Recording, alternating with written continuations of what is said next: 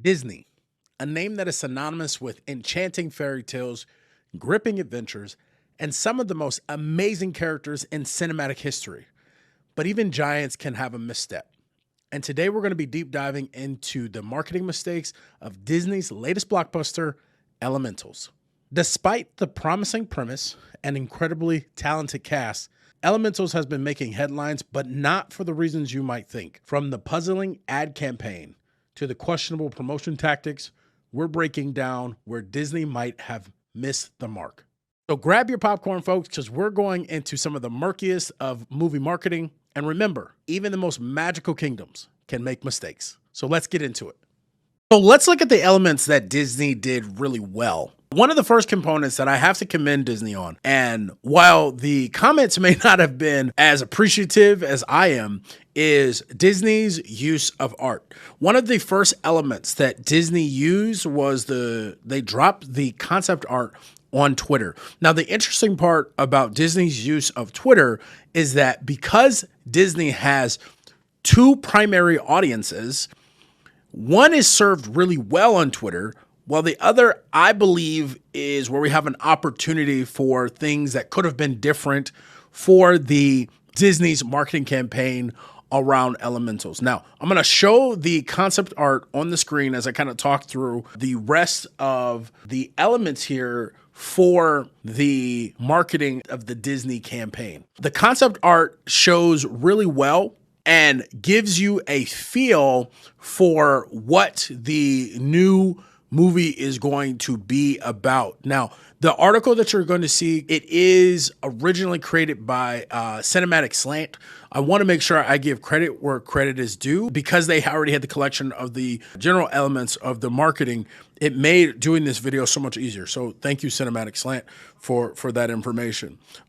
When we start looking at the rest of the campaign, and we start breaking it down after they dropped the concept art, then we saw a release of several posters. Now, Disney does really well with traditional style marketing, and they stayed with that by dropping these posters on Twitter. So we saw the first poster of the hands trying to touch one another with the slogan "Opposites React." Now, the comments around that were not positive. People felt, based on the comments, they felt it was cheesy and that they had seen it before. And we have to be really careful as business owners and marketing professionals in that sometimes the ideas that we have to think about where they come from and the reactions that people are going to have. Yes, it is an iconic poster, but iconic can sometimes be cheesy. And when we come off as cheesy or overused, then we get the responses like Disney saw in their comments and in their Twitter section. Now, I'm not going to show the comments for this video because the Twitter section wasn't very kind. And there were definitely some comments that could potentially get this video banned. So I want to be mindful of that. If you're interested, go check out the comments from the video. Speaking of comments, the other miss that I saw with the marketing campaign for this video was that Disney didn't have nearly enough responses to the comments that people were dropping on their Twitter post. There were several instances where people said really positive things about Pixar and about Disney and about loving the videos, and there were no responses to those comments. Now, that's a huge problem because we have to think about social media as being social. And when you leave off the social element of social media, then you miss part of the value of social media. And this is that two-way communication between you and your audience. And just as valuable as the content that you're producing is the value that they are providing you by engaging. Disney could have done a lot with the comments that were available and engaging with the people on their content so that they could, one, build deeper connections with individual customers. And that may seem weird, but it doesn't take a lot to respond to show that you truly care. And that care or showing that care resonates beyond that one person. And then number two, responding to comments just fuels the conversation so we can continue to build on and expand the reach of the content that we provide.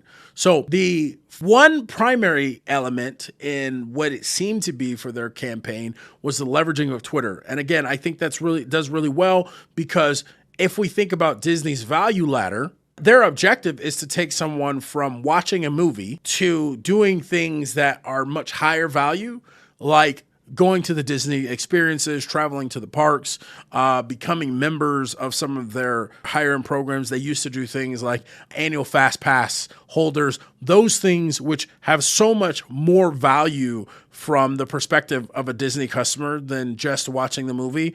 You know, I need you to watch the movie, but I also need you to buy the apparel and the merchandise and subscribe to Disney Plus. All of these elements are a part of the lifetime value of the customer that Disney has. And they need the videos to fuel future content pieces like theme park attractions and so on and so forth. So as we look at that, again, they do really well with the Twitter aspect, but not so much with any other campaign or any other campaign element or social platform. I saw a pretty dominant presence on Twitter. I saw a okay presence on YouTube. Facebook was iffy. TikTok for this particular movie was almost non-existent, and I'll show that to you here later on in the video. And then the other side that I saw as far as their marketing was they did some TV spots. Now, I will give them that. I'm more of a digital marketer, and I prefer either social media, which can be tracked, or digital TV. So your Rokus, your Hulus, whatever, where we can spend more energy into those placements and track more what's happening. Now, I will say this, I haven't had a Hulu account in years, so I don't know what their placements look like in Hulu. If you know, and you can say you saw ads on Hulu for this, please let me know in the comments, because I would love to know what they did on the Hulu front. But I did see placements when I was at the gym. So on like national television, which I'm not sure was an appropriate use of their funds for this particular video with as little exposure as it actually ended up getting. So another element that Disney did that still had a lot of meat on it and was probably leveraged inappropriately was the in-person experiences for the Disney Elemental movie. They did 4 cities, essentially over a month, where they built the in-person experience for the Elemental movies in local malls. And these are in 4 really large cities.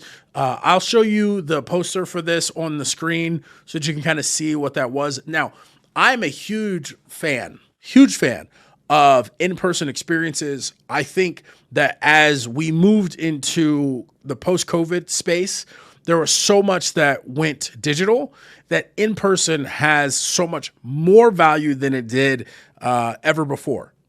With a caveat, though, that while it has value, we need to make sure that we're still leveraging that to take the in-person experience to create more content for the online experience.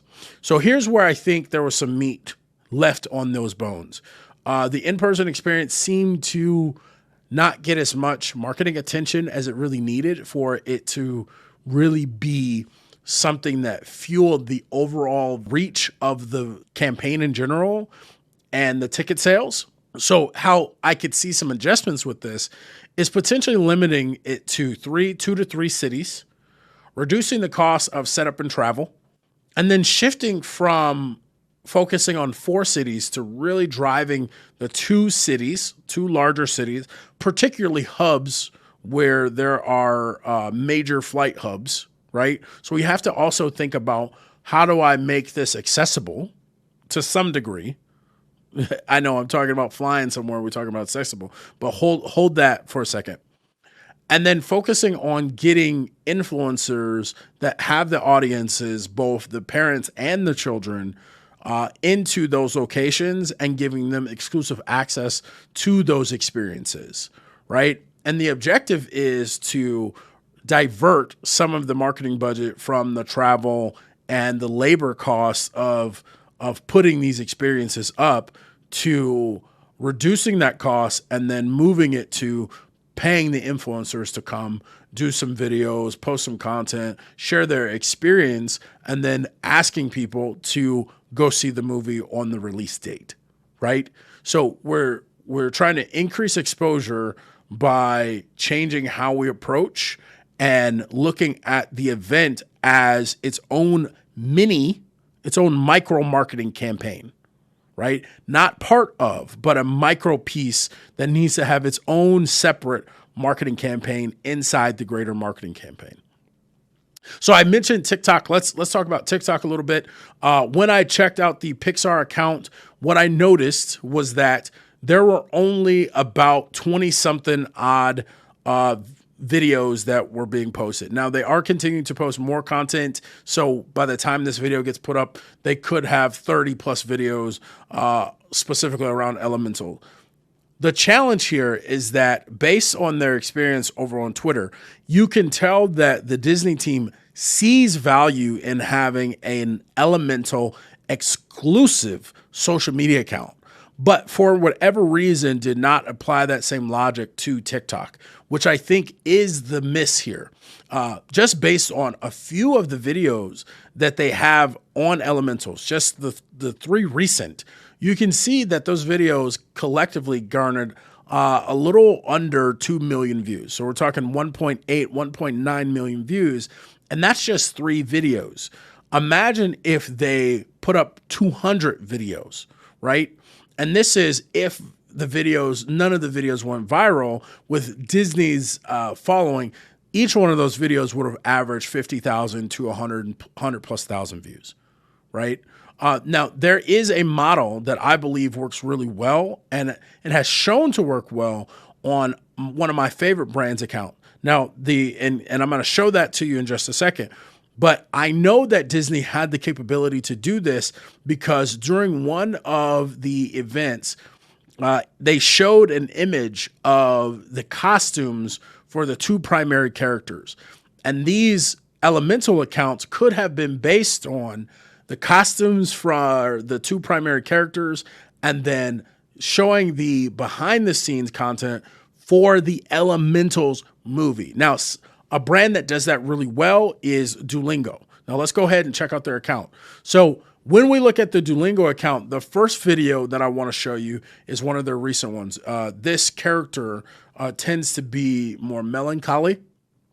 And if you've ever spent any time on Duolingo, this vibes very much with her character style, right? Now, the video doesn't take a lot. It's not a very long video. And again, just shows how something like this can garner a fair amount of views for a minimal amount of effort, right? The second video that I'll show you doesn't focus nearly as much on the characters, but shows some staff members that are leveraging their presence to tie back into the character. And if we look at this seems like to be a trending video. I've not really done a ton of research to this video in particular, but if we just look at it really quick, it probably took them a few minutes to figure out the concept and then a few minutes to record and then to edit. So the intensity around these videos is not very high, but the impact of the adjustment to the social media presence, tying in the events to drive views onto the video, more balanced approach to the potential audiences that they're looking to reach could have been massive for Disney's marketing campaign for this movie. Now, I will tell you, there have been some comments that the video itself or the movie has some issues that Disney viewers are talking about in comments and on forums. This is not to say that this different marketing campaign would have made the movie better, right? But as marketing professionals, as someone that's trying to learn marketing, sometimes you just have to be okay with the fact that there's some elements that you cannot control. And whether or not the movie is good is not something that you can control. But what we can control is how we go about communicating the value of the movie and making sure that there's enough eyeballs on the movie's content to get more people excited about going into the theaters. There's so much more that Disney did. I think there was some opportunity to be on Snapchat, which some of the content that we're talking about on TikTok may have done well on Snapchat. The filters that they put on Snapchat weren't very good and should have been focused, instead of showing what the world looks like, should have been focused on turning the client or customers into the characters and having them take photos and then sharing those photos out in order to win some sort of opportunity or experience on that had to do with coming to the premiere or something like that. These are just small tweaks that could have been made that wouldn't have cost Disney a ton more, because they were already doing a lot of the things that we're talking about, but switching it from the focus of look at what we're doing to join us in creation. All right, that's what I got for you. I appreciate you for jumping into this video. What other things that you find in Disney's marketing campaign or Disney's marketing efforts that could have been better? Or if you like this type of content and you haven't subscribed yet, do me a favor, hit the subscribe button, join the village. I would love to have you around. Let me know if you like this type of video. This is a new style for me, so we're still wrapping our minds around what this needs to look like. Share your feedback about this video in particular. What would have made it easier for you to follow? What pieces would you have liked me to dive into more? Or what things would you have liked me to talk about less? I appreciate you. And outside of that, stay out here winning.